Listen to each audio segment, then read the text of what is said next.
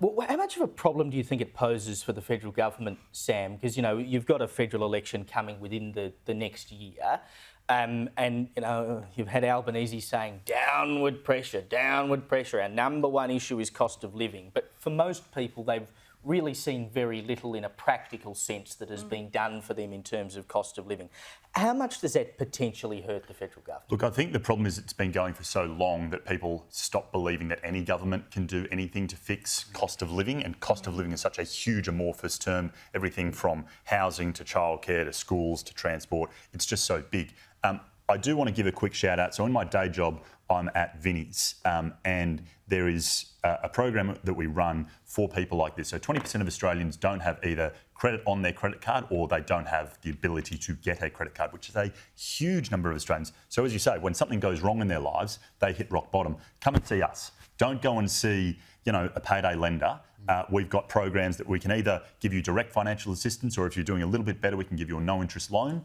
So you can pay us back the $1,000 or $2,000 over several months.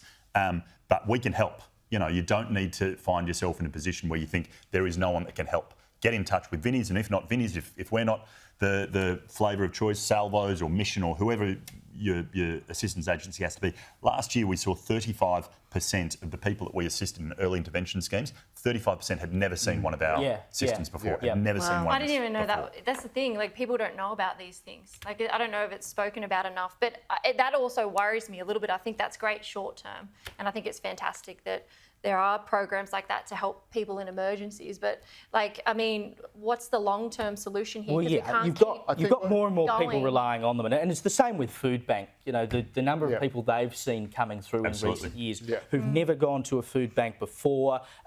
Many of them in full-time jobs, but they're just living so hard hand to mouth that they can't absolutely. cope with it. That's the biggest group that we see. They're not your homeless guys on the streets. That's obviously a core community that we still service, but they're working 2 and sometimes 3 jobs, and then they get a power bill come through, or the car breaks, or something happens, and they just don't know where else to turn, and they come to us, and thankfully we're able to help them. I think this is where left and right politics have to have a ceasefire. Labor, Liberal, this is something that requires all of us to just show the humanity in each other. Correct. 6 feet of dirt makes all men equal, Spurgeon says. Now,